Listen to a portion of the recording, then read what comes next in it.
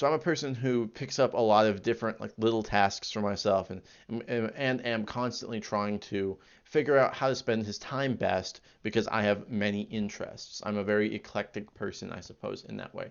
And at the same time, I have things I'm responsible for. I have things that I have committed to that I should complete, like the recall effort. I'm working. I'm in school. I need to complete these things. And also, I'm getting close to the end of school where I should then start figuring what I'm going to do post school as far as working.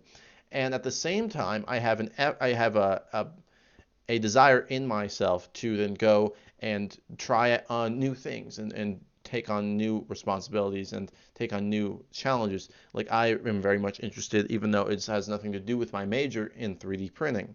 I am very interested in like making certain kinds of educational videos about, I don't know, nothing to do with my major. You know, my major is psychology, and I'm like, oh, I want to do something about like religious history, and I want to do something about rocks and mushrooms. It's a lot. It's a lot. And so I am constantly trying to figure out how to best designate my time.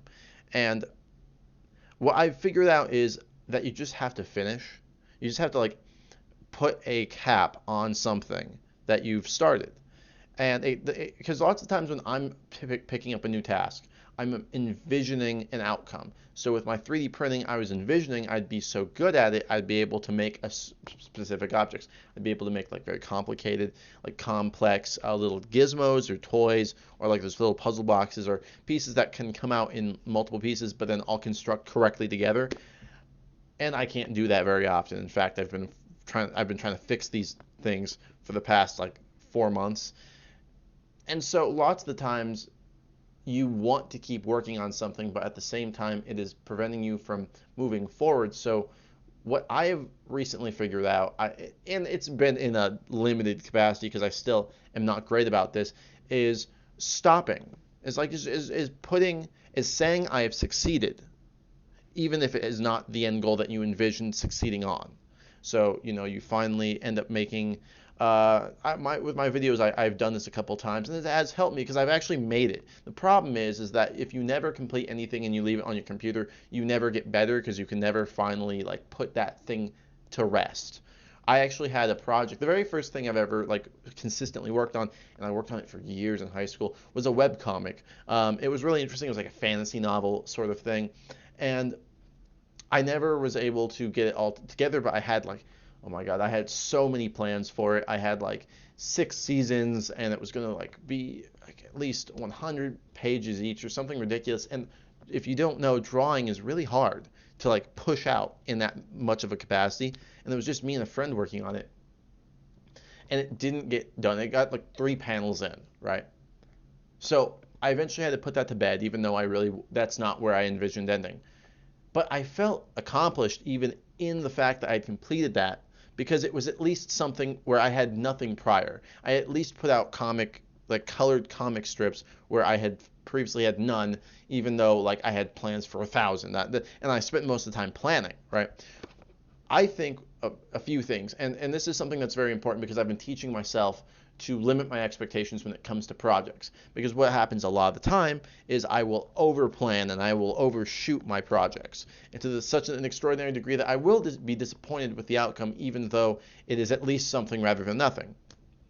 I've been getting better. I've been learning through the process of just clipping it at a certain point about knowing my limitations.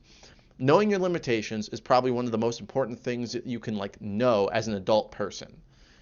As a kid, you are all about what could be, and that's fine. And it's a very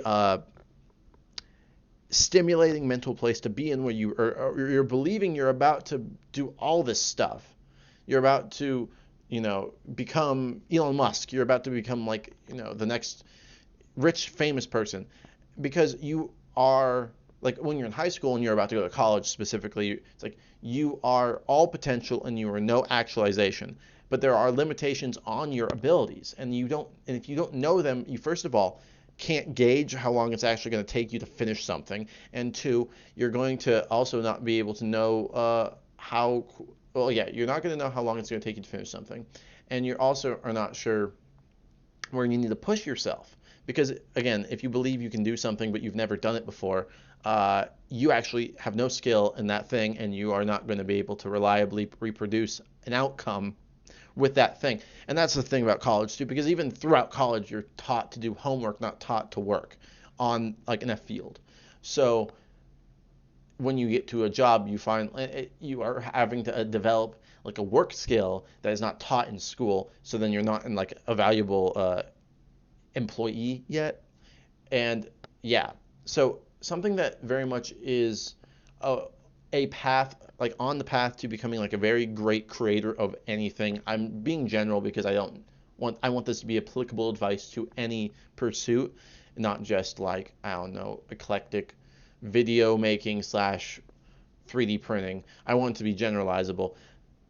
You need to just you need to do things poorly and you need to do them often, and then you will eventually get to a point where you are knowledgeable and you can actually produce something of value that no one else can do, and then you're a valuable person. Then you have like some sort of like magic power, I suppose is a way of putting it, because having a skill, not having a skill, and realizing that there's like a birth between you having that skill and not having that skill, like that suddenly feels like incomparable, like immeasurable, like you can't gulf it.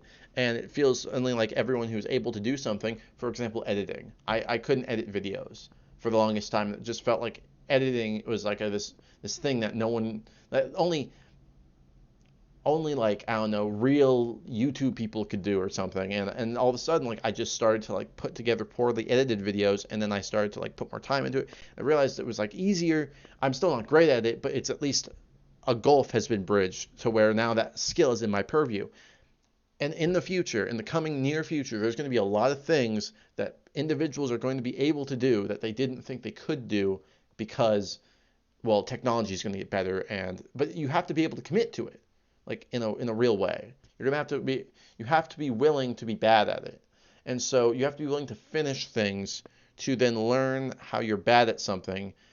You have to limit your expectations so you can actually meet goals, or else you're never going to finalize something. And then you're going to slowly get better over time, incrementally get better at completing tasks.